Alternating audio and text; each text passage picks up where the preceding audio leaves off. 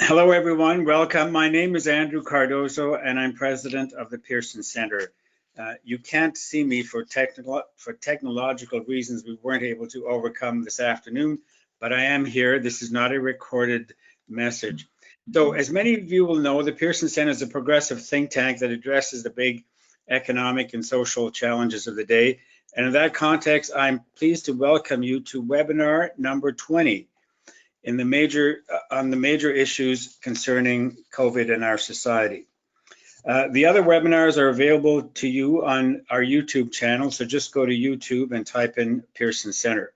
I want to take a moment to thank our two sustaining sponsors, without whose help these sessions would not be possible. They are Canada's Building Trades Unions and the International Association of Firefighters, and today's session is co-sponsored with socialcanada.org.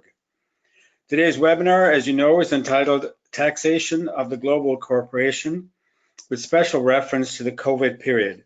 What is happening in Canada? What is happening elsewhere? And what should we be doing? We have an amazing panel of experts on this issue, and I will just do a short intro of them because I think we want to hear everything they have to say. Professor Allison Christians is a leading Canadian expert on tax policy.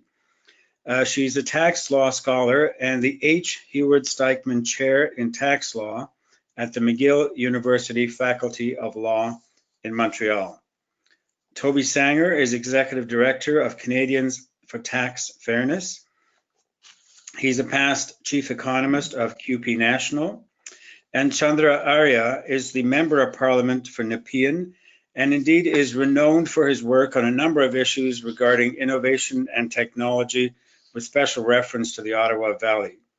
Our moderator today is Terence Hunsley, Senior Fellow at the Pearson Centre and also editor of socialcanada.org.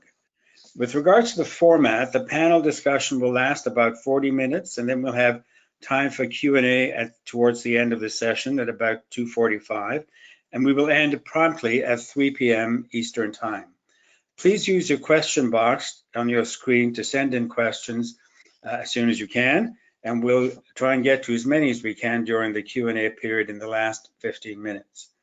This session is being recorded and will be posted on the YouTube channel later this afternoon and available on podcast soon after.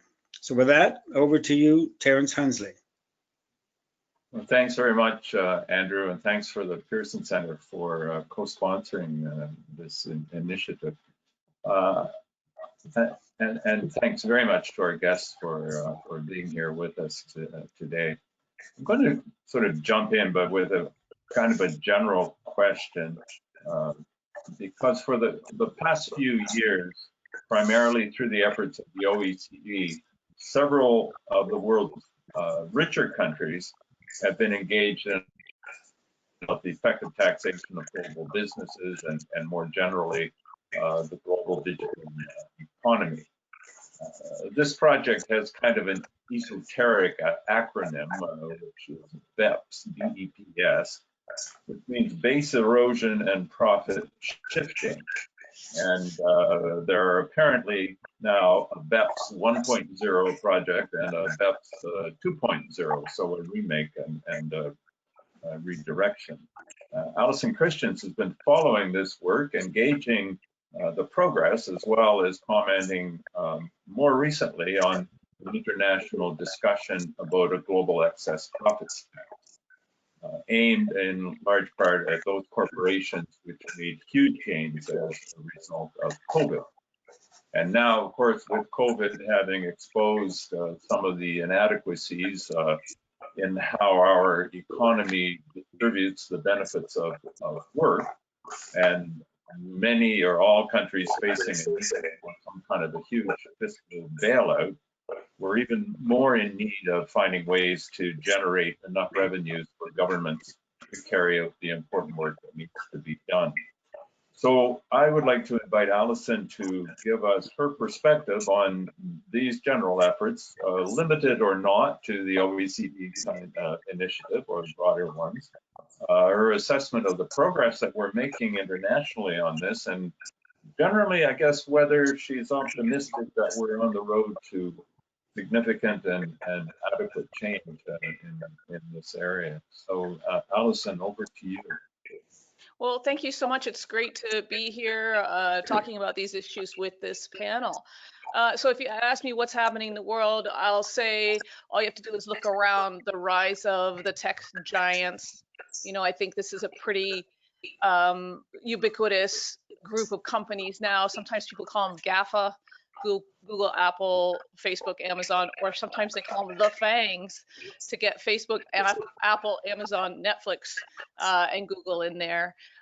The thing that holds all those companies together is this idea of scale without mass, that they can operate in multiple jurisdictions and interact with local economies without all those traditional modes of income creation. And so we don't have a really good way to tax them. We don't have a really good way to make sure that when companies from outside come into Canada, for example, and user data becomes part of their profit-making, core, we don't have a good, simple way to, get the same tax that we would have had they come and built a factory and used the workers, labor in Canada. So the rise of the digital tech giants starts us down the path. For sure, tax systems are incorporating, the old ways of doing business. Our tax system is pretty good at getting old ways of doing business where there's a factory, there's workers, there's, local interactions, and conceptualizing value on those terms. But we're not very good at working in the new ways of business because we don't really understand them. Like, what is it that creates value? A network, a growing network, the users posting cat videos, how is that valuable? We don't really understand that. We don't have a way to conceptualize that in a way that is consistent with our tax system. So even before COVID, that's the discussion that's going on, right? There's sort of a reconfiguration of, well, now that the old ways of doing business are not how big business works anymore, that means that gradually the international tax system has actually redistributed wealth among countries. And now we have to have a discussion about, well, can we reconfigure the way those tax rules work so that we make sure that when we're contributing to global wealth chains, that we're able to also tax that.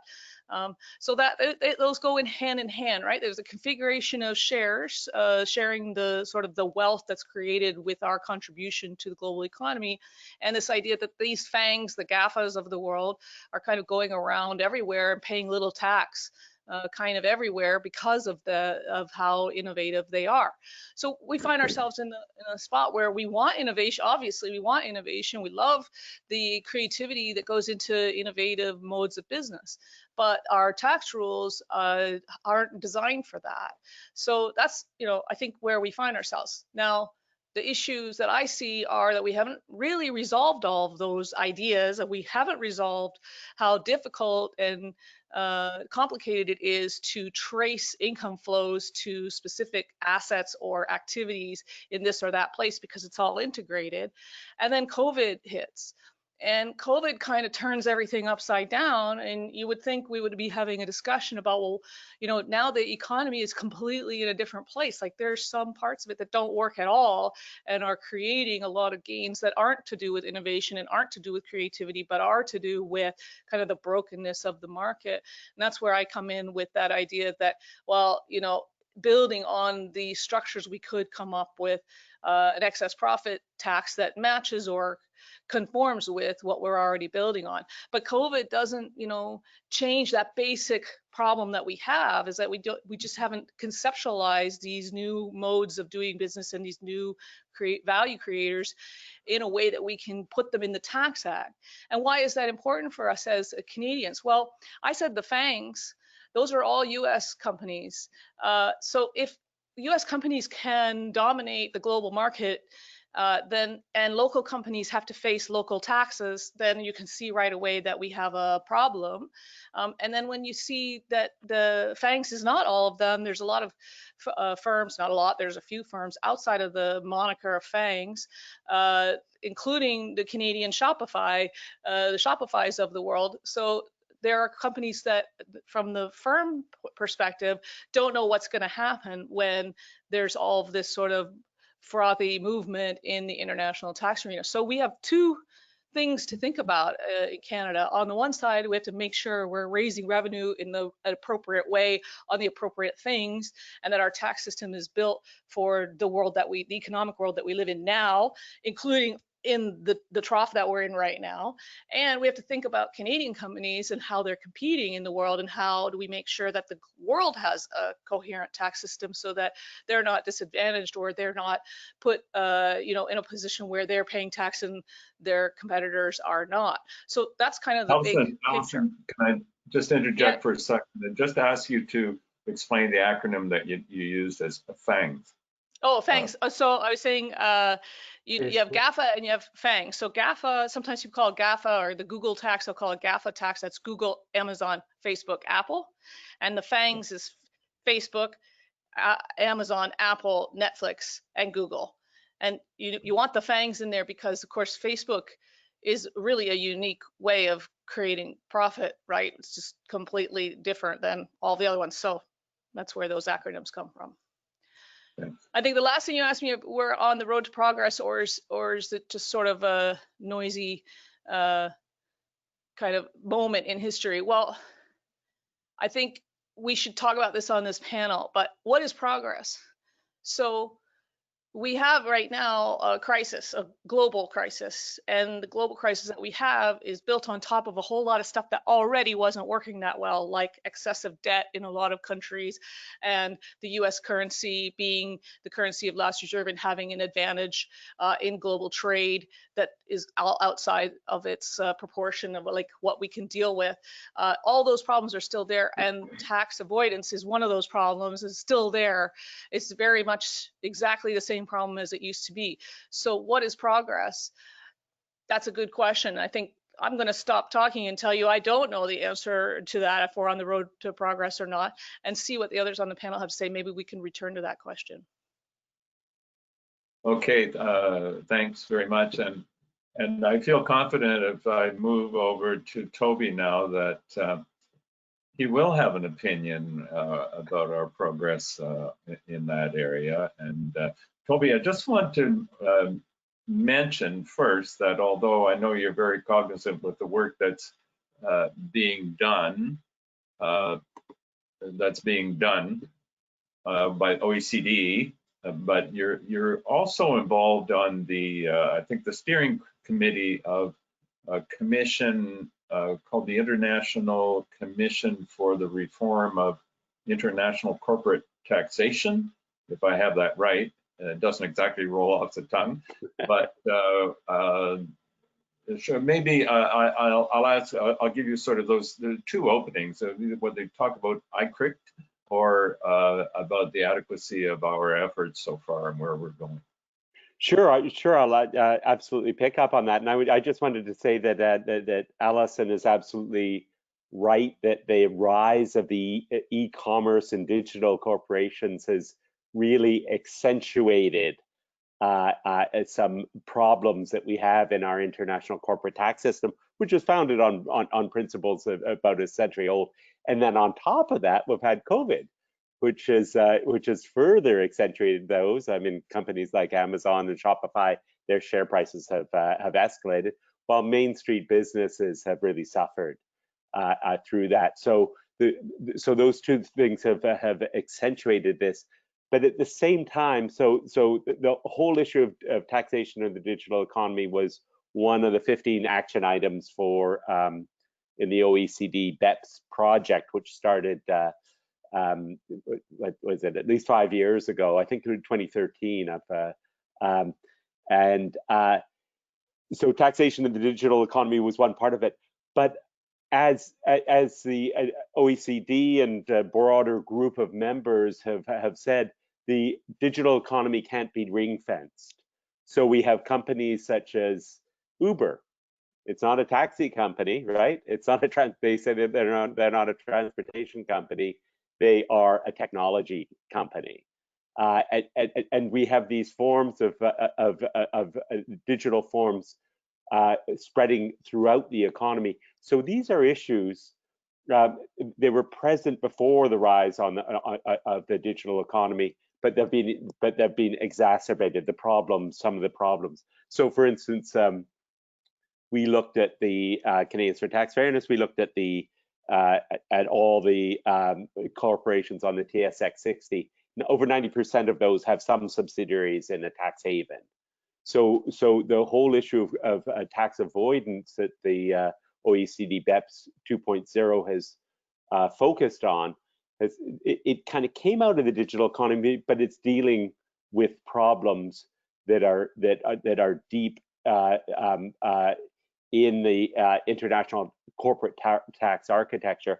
And this is something that the former head of the IMF said, that the international corporate tax architecture is fundamentally out of date, and that is because there's the IMF did some estimates a few years ago that they estimated about that governments around the world lose about $600 billion US through tax shifting, and it's particularly the FANGs and the GAFA that are expert at this.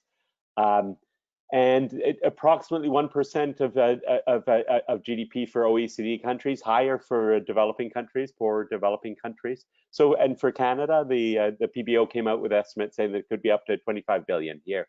And this is a problem not just in terms of the revenue, but also because it's the larger companies, the larger multinational companies in particular, that benefit from it. So it's unfair to smaller domestic competitors, and it's led to increased corporate concentration, but also increased concentrations of wealth in that way. And then we've also, and it's not just an economic and financial problem, but we've seen, and Allison mentioned this, incredible amount of advertising revenue that Google and Facebook have sucked up, and they're not paying tax in Canada, or they're paying some tax in some countries, but fairly low rates. So that's undermining democracy and society in different ways. So this is a big problem that's got a number of different elements. You mentioned ICRICT. ICRICT was founded a number of years ago to advocate for international corporate tax reforms. The commissioners include Joseph Stiglitz, Thomas Piketty, a number of former finance ministers from around the world, and representatives from Asia, Africa, and Latin America. We're focused very much on the OECD process, but also in particular assisting some of the G24 and other countries to advocate that aren't part of the OECD, but are part of these discussions to advocate for progressive tax reforms, international corporate tax reforms that will benefit them and not just the rich countries club in that way. So it's been operating for a number of years. Now, if I can just make one of the interesting thing is that the reform that that the G24 countries are advocating for, including India, is a system for allocating taxable income similar to what we have in Canada and the US, a system of formulary apportionment, where you allocate taxable income to countries based on real economic factors. This is so kind of simple and uncontroversial in Canada that very few people know about this. So that's one element of it. And in the US, you have so instead of having transfer pricing and the arm's length rule, which allows companies to shift profit to subsidiaries, you have a system that treats those multinationals as unitary enterprises, and then allocates their profit, and then to different countries based on their sales, or user data. In the case of some of the e-commerce companies like Facebook or Google, you have a minimum international corporate tax rate, and this is a simple system that would vastly reduce the level of tax avoidance and the preferences that larger companies are able to obtain from that. So it's a model that I think Canada should be promoting to the world in this way. Right, yeah. Thanks, Toby. And just before we go to one of the impressions that I get really from both you and Allison, Toby, is we have initiatives that seem to have three objectives here. One is increasing tax revenues to government. One is somehow enforcing current tax laws or ensuring that they operate in the way that they were intended to operate. And the other seems to be some redistribution of income among the countries participating. Major companies participating are rich, but there is an effort. I know the OECD is referring to an inclusive framework, which seems to be intending to have more lower income and middle income countries involved in this. But I am wondering if these three objectives don't in some ways counteract each other. It seems difficult to imagine a project taking place within a reasonable period of time to be effective and to be pursuing all of these objectives at the same time. Would either of you have a comment on that? Maybe Allison? Yeah, sure. Allison first? Yeah. Yeah, so you put your finger on the button. Anything that's going on at the OECD right now, the revenue effects of that won't be felt for 5, maybe 6, 7, 8 years. So in terms of what's happening right now in our situation with COVID-induced, revenue crisis, the OECD is not going to be able to fix that. Collaborative, multinational policymaking is about long-term setting norms that will set up a consensus that countries in theory can live with for the next several decades until the next cycle starts. So but there is a connection between where taxes are allocated or where income is allocated for tax purposes and how much tax is paid. So the allocation function that Toby is talking about with formulary apportionment is the same allocative function. Any rules that you make that says some income goes in jurisdiction A and some in B and some in C, so long as jurisdiction C is a low tax jurisdiction, then everybody's going to try to get as much income into jurisdiction C as possible. Whether you want to call it I don't really use the word tax haven because I think every country is a tax haven in some respects in different ways, but just where the material income the income streams that you have, if they can be put in jurisdiction C, then jurisdictions A and B can agree all day long. But if jurisdiction C doesn't see it the same way, then you're still going to have that same problem. So you run into a difficulty, which is that if you're trying to build rules that work for everyone, you will not get there. You cannot get there precisely because the rules work for some and they don't work very well for others. And so the question is not who should, or what is the perfect system. It's which country's preferences will prevail. And in the past, those countries that had geopolitical power were able to create consensus positions that suited them mutually, and they built the consensus we're living with. And the world has since changed quite a lot, but some of those power brokers are still there in the middle of the process. And guess what? If those power brokers don't want to change the rules, it kind of doesn't matter what the right idea is. It kind of doesn't matter because they're not going to go along with it. And it's all of a piece, right? It's all interconnected. So this question about redistribution or sharing in a different way is very much about countries that feel that the old consensus has gradually chipped away what used to be in their tax base. But where's that tax base now? If you think that tax base is in the Cayman Islands, you're wrong. It's not. It's in the United States. And the United States does not want other countries to tax its companies. Plain and simple, period. The United States does not want foreign countries to tax the profits of US companies. Why? Because any tax by any other country takes wealth away from the United States. The wealth that would otherwise go to the United States in terms of its GDP and in terms of returns to shareholders. So the US is not going to cooperate. So then the question is, can you build around that? Can you work around that assumption that the US will not cooperate? And that, it could be a long-term project, but the immediate term is you have to look at the things that the US and other relevant countries have agreed to. What agreements have they already made?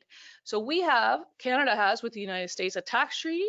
We have the USMCA, I don't even know what to call this thing anymore, the new NAFTA. You know, we have GATS, we're both members of GATS and the World Trade Organization system. And all of those agreements will say something about the kinds of things that we can do right now in respect of income flows generated by foreign taxpayers. And those are the things that we can do and should be doing in the immediate term if what we're trying to do is get revenue in Canada. But at the same time, if we think, well, we have to build a system that is principled, we have to be able to go to other countries and say, we're building something that you should see as fair too, so that you'll agree with us. That's just not something we're going to do overnight. Right. And the irony is that, or irony or hypocrisy is that the US likes to tax on worldwide or global income for US nominally. resident companies, right? And for individuals, and that's and I think that's something that Chandra has taken up on this. But they're not too keen when others want to tax some of their own companies for the activity that's taken place on that. I just wanted to pick up on one thing there. You're asking about progress. It was interesting a year ago when the OECD kind of started on BEPS 2. A number of us who have been active in the tax justice movement for a number of years were pretty shocked that they were considering some of the proposals that we didn't think would see the light of day for 5 or 10 years. So what has happened at the OECD has been moving at somewhat lightning speed in terms of reforms. Now it's what we will get out of it and how extensive those reforms will be, we don't know. But they were supposed to come to a consensus agreement for the G20 leaders meeting at the end of this year. So to get some international agreement on this involving 130 plus countries was highly ambitious, and it's been progress that a number of years ago we didn't think we were going to get close to this progress for many years.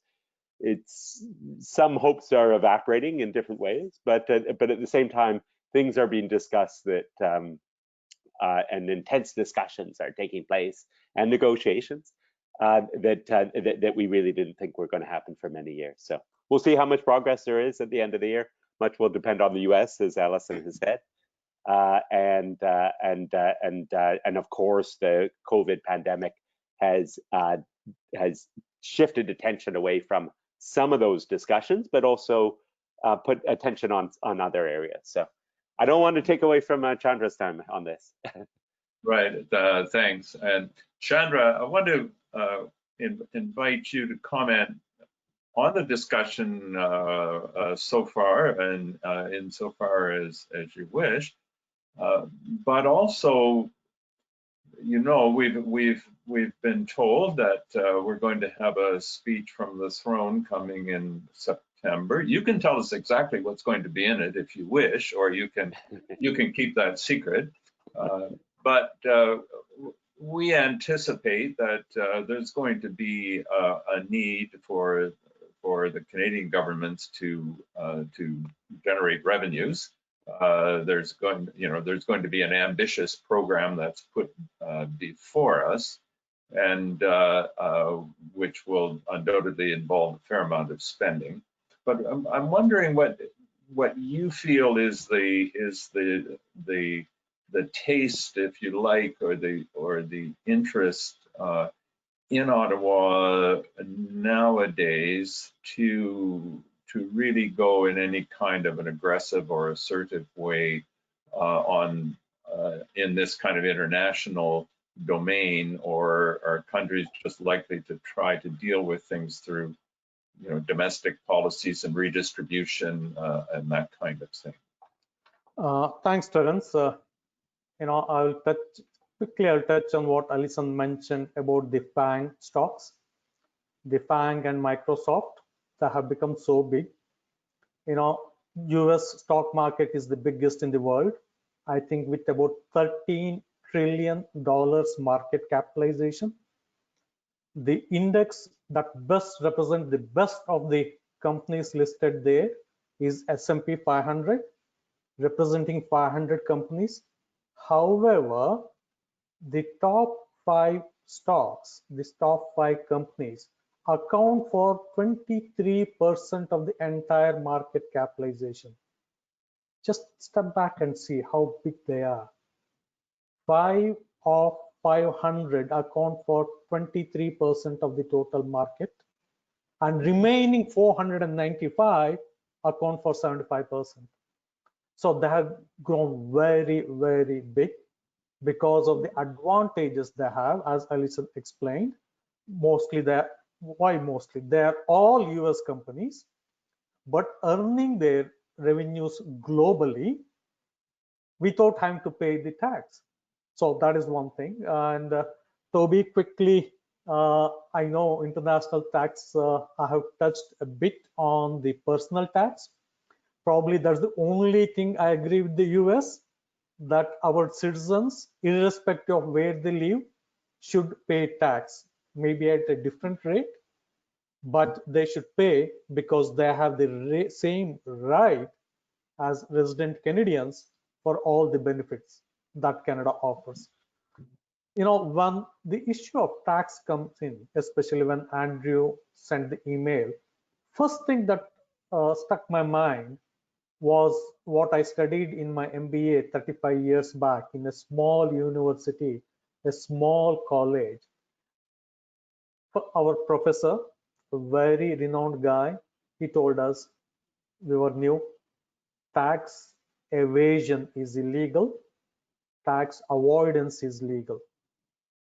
In the same breath, he also explained one of the Supreme Court of India's judgment. I mean, just to paraphrase it, any transaction that does not have any other material effect other than reducing or eliminating tax payable is illegal. Now, in the international context too, I think that should be the approach. This COVID situation has changed quite dramatically. We have just had a first look of what it has done, and going forward, we are going to see much more its effect. The new normal will be totally different than what it is. During the last several years, people like me were watching the discussion on modern monetary theory from the sidelines. As a bystander, it was interesting to watch. However, now, with no advance notice, most countries in the world are actually in the territory of MMT. So people can say that, you don't have to worry about deficit anymore.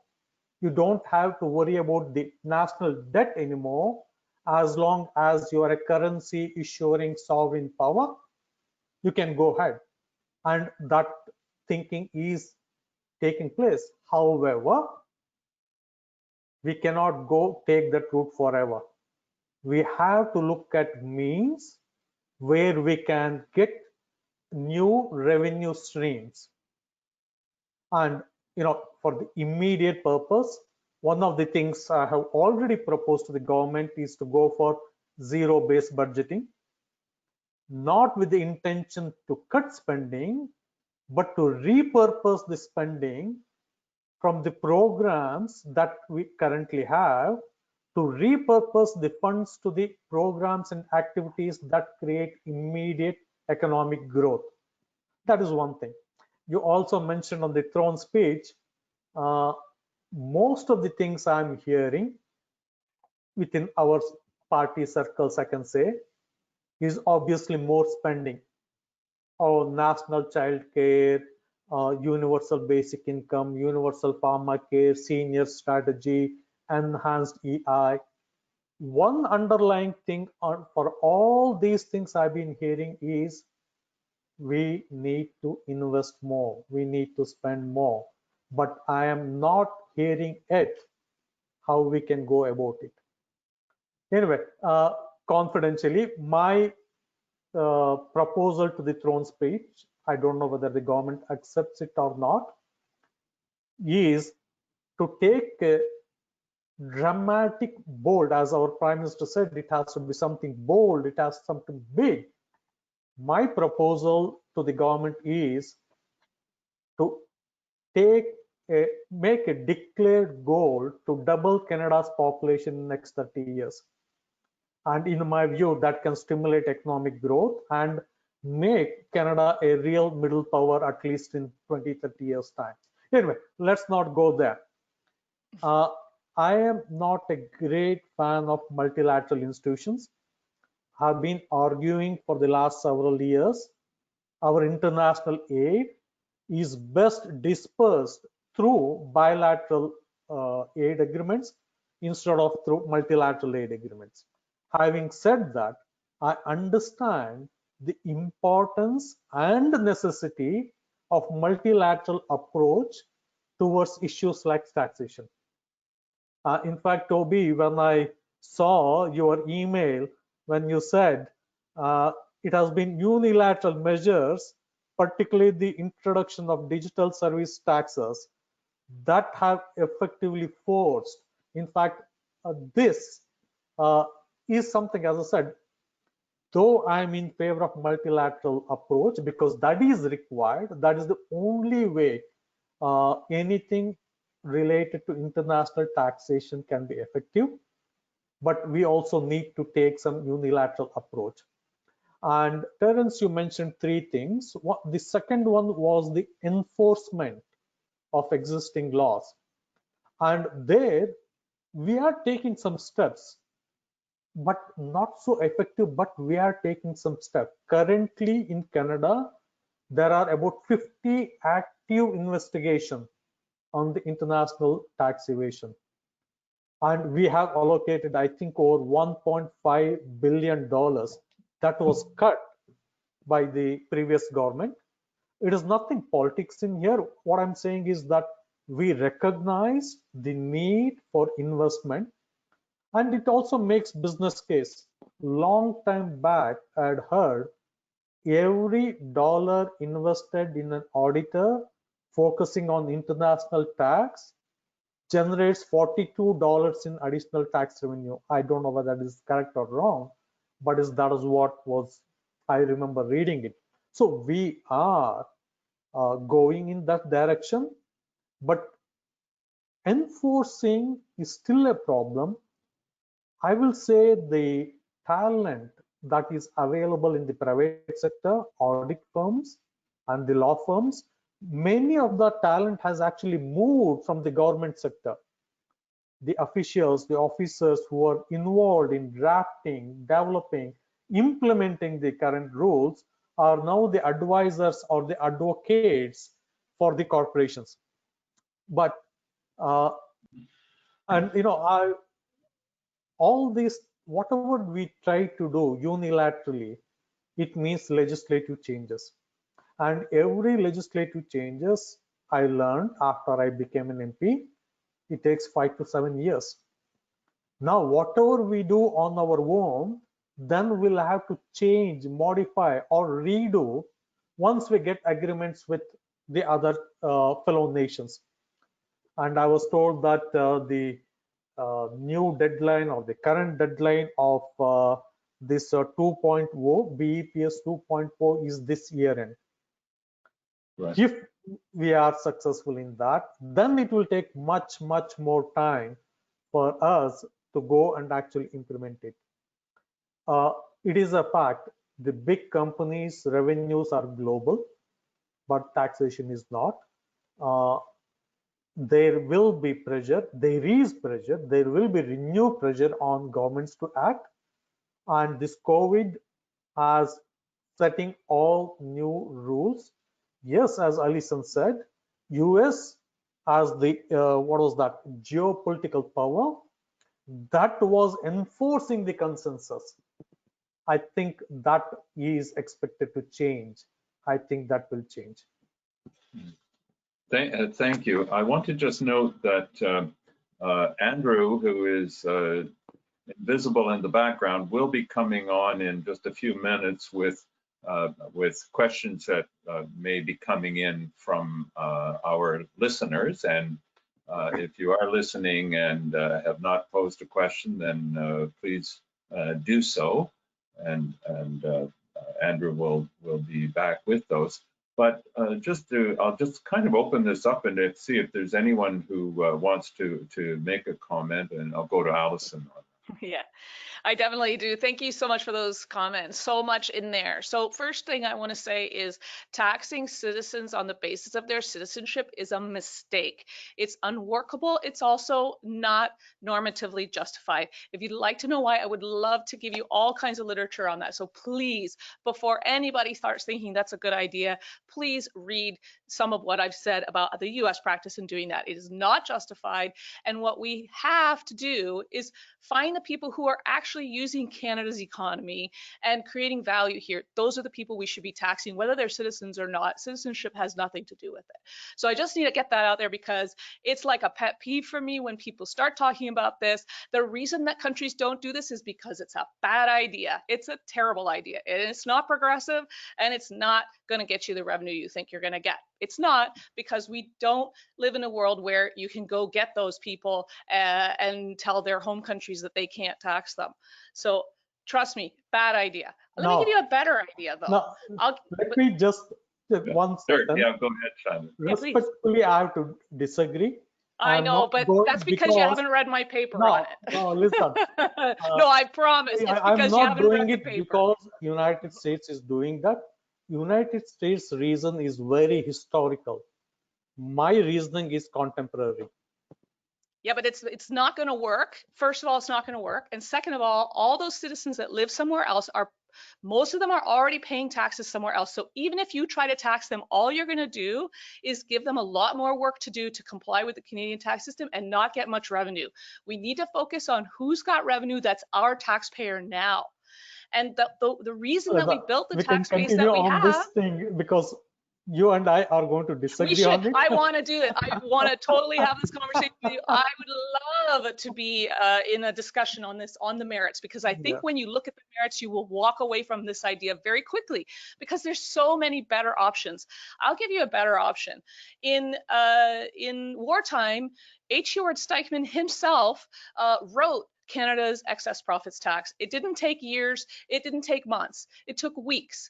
And they put that thing together and they had a consultation and they had that thing in place by the end of the year, and it was collecting revenue the next year.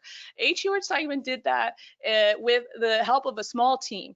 Did he later go into practice and make a whole lot more money? Yes, but at the time when he wrote that law, he was about building something that would create revenues generation right away. So it's not something that always has to take 5 years. Some things have to take 5 years, but there are some things you can do right now. And some of them are in the legislation that we have that we could change. So we could get into the weeds. I don't think we want to here, but I just float the idea that you think about that one of the big revenue generators for the big tech, the ones that are making it impossible for Canadian small competitors to rise up, because you can't compete against Netflix because not only are they big, but they don't pay tax. But one of the things that you could get is the advertising revenues that are paid now to digital platforms that aren't here. They used to be paid for newspapers and radios and radio coverage and so on here in Canada, so you could tax them, but they can't when they go overseas. Well, we've got technical rules to deal with that. There's a denial of deduction for advertising revenues when they're paid to foreign broadcasters, television and print. So why are we not extending that to the big technical giants? So there's what I'm suggesting is when you talk about being bold, and I understand the political impetus for being bold, but sometimes the most effective policy is to look at the structure you've already built, look in the weeds and find the ones that are knotted up incorrectly and untangle those first, untangle those broken parts first. And if we did that, we wouldn't have to wait 5 or 6 years. We'd be talking about some revenue streams in a matter of months. The question is how much, and I don't know. Allison, if you don't mind, because I think that, actually, I think I'm going to suggest to Andrew that we collaborate and do something specifically on this question of where we get taxes and taxing citizens abroad. I think there's an interesting dynamic to follow there. But while I have a chance to maybe pose one last question before Andrew comes in, I want to do this, and I'll direct it to Toby, but I will open it to everyone. And Toby, you've mentioned that there appears to be a possibility that we could generate $25 billion a year of extra revenue from taxing corporations. Now, and just as a comparator, I think that the HST generates something like $275 billion a year for Canadian governments just now. And the OECD, I think back around 1912, put out a project looking ahead over a 50-year period. And one of the things that they said was it's going to be more and more difficult to tax income. And for many of the reasons that we've discussed here, it can be moved around, it can be redefined, and everything. So the question here would be, you know, if we were looking to finance, let's say, a universal basic income or something like that, is the taxing of the income or the profits of global corporations, is it likely to generate anywhere near those kinds of revenues, or should we be looking at other tax sources, you know, and whether that be consumption with some kind of way to make it progressive, or other sources? How important do you think the work is that we're doing on this front right now? Well, the income tax is very important. I don't have the exact figures on the GST HST, but it's in the tens of billions, maybe. Sorry, I've forgotten exactly what it is, but 40. 275 billion. No, well, not a year. Certainly not a year. The total revenues for the federal government are in the range of about 300 billion, and the largest amount of that, about half of that, close to half of that, comes from personal income tax. About 40 or 50 billion from corporate income tax, and the remainder from GST and other revenue sources. Income taxes of individuals and corporations are very important. Would they pay for something like a basic income? The cost, it all depends on the cost of a basic income, but they are very important. But it's really important to maintain the integrity of it so that you don't have a leaky bucket, because as the bucket becomes more and more leaky, the rates that you can charge, the tax rates decline as well. We didn't, and it was really good to see in the last election that all the major parties, the Liberals, the Conservatives, NDP, and Greens, all supported the idea of having some sort of digital services tax. So on the GAFA and the FANG companies. So in addition, Professor Christians talked about excess profits tax. That's something that could be easily introduced. And it was, Canada had an excess profits tax in the First and Second World Wars that brought in more money. So it was on profits above, it varied, but it was generally on profits above 7.5% or around that range. But it brought in more tax than the actual corporate income tax brought in during some of those years. So they're very important taxes. They help to maintain some progressivity of the system, but it's really important to keep the integrity of it, so there aren't a whole lot of loopholes or ways of avoiding and evading tax. And there is a bit of a line between evasion and avoidance, as Chandra mentioned, but it can be a gray line too. It's what's aggressive tax avoidance and everything else. And basically we need, and that's determined by the courts on a week-to-week basis. Right. Terence, can I jump in with a couple of questions from the audience? Just 1 second, Andrew, just Sure. one, Terence, in my opinion, there is no appetite for any potential increase in direct or indirect taxes from Canadians. Right. So we have to find new ways to expand the tax base, taxpayers base. You know, the international students, they alone contribute $21 billion to Canadian economy. $21 billion, which is bigger than the automotive sector. So we need to look at ways like this to stimulate economic growth, which will bring in more revenue rather than going after the existing base. Right. Okay, Andrew, I think you're in the background there. Chomping at the bit. So this is Andrew Cardoso from the Pearson Centre. You can't see me for strange technological reasons, but here's a couple of questions from our audience. So the first one will be for Professor Christians. You say we're not bad at the traditional economy, but what about the subsidiaries or our major corporations and tax havens and the failure of the government to deal with money laundering?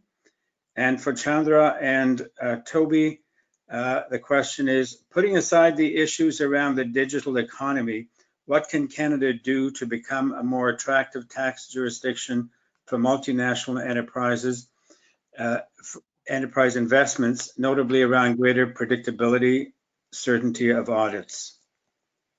Professor Christians, you want to start? Yeah. The answer to the second question is we're plenty attractive, don't worry. And the answer to the first question is, when I say we're not bad at the traditional economy stuff, I mean, listen, if we don't get the income tax on inbound investment, I've got a little echo, so I'm not sure if it's in, I want to make sure everybody can hear me okay. If I hear myself twice, it makes it a little bit too much me. So when I say we're not bad at the traditional factors, I mean, like, look, if we can't tax the inbound capital, when labor is, Canadian labor is employed, we can tax employees. We're really good at that. We're really good at taxing wages. When local property is used, we're really pretty good at that. Property's in the tax net. It's hard to get away with not paying tax. I mean, it's not impossible. Look, as Toby said, there's plenty of leaky bucket problems, and we need to fix them all. When you talk about money laundering, it's just a different issue. Companies, okay, yes, it's true. Once in a while, you're going to see money laundering. But when I'm thinking about multinationals in general, I am not trying to design a system on the criminal side of putting people in jail for money laundering. That's not where, yes, all of that has to be done. But what I'm talking about when you're designing principles for taxing corporate income, you have to assume that a lot of companies are going to try to comply with your law. That means they're going to do everything that's legally possible to not pay tax, short of actually breaking the law, engaging in fraud. You hope. Yes, of course, there's some that will, but we need to make a system that actually can work for those that aren't going to be engaged in money laundering and aren't engaged in fraud, but they're just coming in and using the rules that we have. And those rules are really messy, they're really complicated, and it takes a lot of expertise to understand them and unpack them. And there's an army of tax lawyers trying to help companies navigate them. So we have to get those right. So, you know, it's just the wrong question to ask, well, why haven't we done anything about money laundering? I think that is a question, and we should have that question, but when we're having a discussion about taxing multinationals, that's not the question we should be talking about, because multinationals don't have to, a lot of them don't have to evade or break the law. The law is handing them tax avoidance on a plate and serving it up. So that's what we've got to fix. And I think it's not a quick fix in some ways, and some things it probably is a pretty simple change here and there. But you know, you don't go through the Canadian tax jurisprudence with blinders on. You realize that we're operating in a global world. Whatever rules we create, the companies are going to arbitrage with the rules that are created in other countries, and that's why we have to talk about multilateralism. It is messy and it's complex, and it has to do with geopolitics, but this is the only way that you can in any way talk about a coherent tax system. You can't do that in a purely domestic context. Toby, can I? Yes. Okay, Andrew, I would say that we should not look from the angle of making Canada an attractive destination from having the lowest tax, etc. I think that is not the route we should take. The route we should take is that how can we make Canada an attractive destination for setting up of new business? One, we'll automatically start getting the taxes from the existing laws. For example, it is started happening. We have to use our locational advantage. The best locational advantage is we are next to the biggest economy on the earth. So we have to use that, and it is already taking its effect. So slowly companies across the world, they are realizing Canada can act as the best base for export to the US. That is one thing. Another thing, we have to look where the economy is going. The economy is going the way of artificial intelligence, robotics, genomics, etc. That is where it is going. And that is where we have to make Canada an attractive destination for the global companies to come here. Again, third one, it also deals with the so-called carbon tax or the pricing of pollution to meet the greenhouse emission, to bring down the greenhouse emission. The world is going towards electric vehicles. Few years back, owning an electric vehicle was costly, prohibitive. It was expensive. Today, as of today, during the lifetime of owning a vehicle, an electric vehicle is actually cheaper than a comparable Toyota Camry or a Ford Fusion. And that is today. And within 12 to 24 months, I'm talking of 12 months to 24 months, the sticker price of electrical vehicles will be cheaper than comparable internal combustion engines. The internal combustion engines automotive market worldwide, which is $1 trillion economy, is going down. And how we can make Canada attractive for this new economy, maybe in terms of battery manufacturing, maybe in terms of nickel production that goes into batteries. So I think we should approach in expanding the taxpayer base in terms of new companies coming into Canada, setting up their business. Thank you. If I can add to that, I think that we should be focusing on traditional competitive factors. It's education, it's innovation, it's quality of life. I mean, the bigger companies with the higher value jobs, they want, and the people who work in them want to live in places that have got, well, childcare, they've got clean, they've got good public services and things like that.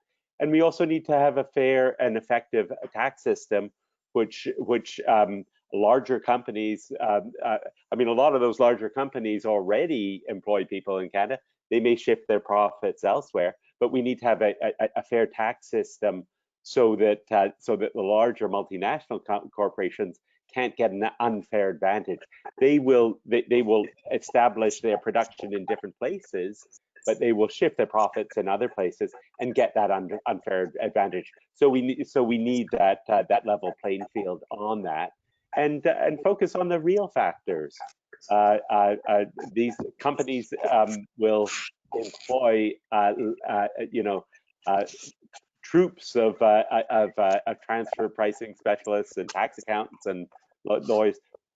Those aren't really creating real value, and so we need to focus on the real things that matter and reform our international tax system so it's fair. It doesn't have all these leaky holes and that some can take advantage of. Right. Thank you. I see we're at the 3 o'clock mark, and I want to take one quick moment just to apologize to Toby. I added a 0 to my figure for HST, but thanks for clarifying that. Andrew, I'm not sure if you're still in the background, and I do, yeah. Yeah, I'll turn it over to you then at this point, but thanks to everyone for your participation.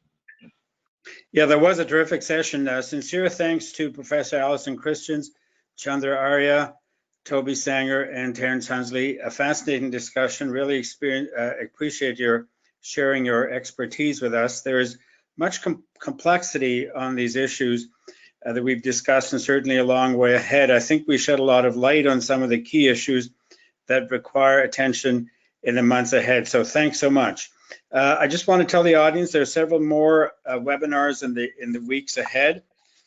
Some of them, as today's, deal with issues that we hope will come up in the throne speech, and I'll just quickly mention them. We have a session on basic income this Wednesday, September the 2nd, a webinar on the future of work on September the 8th, national child care on September the 10th, and cybersecurity in remote workplaces on September 16th. So thanks, everybody. Since you can't hear the audience applause for you, I'm going to ask you to clap for each other as we go out. Thanks very much, everybody. Thank you. Thanks very much. Looking forward. Thanks, guys. Very nice meeting you.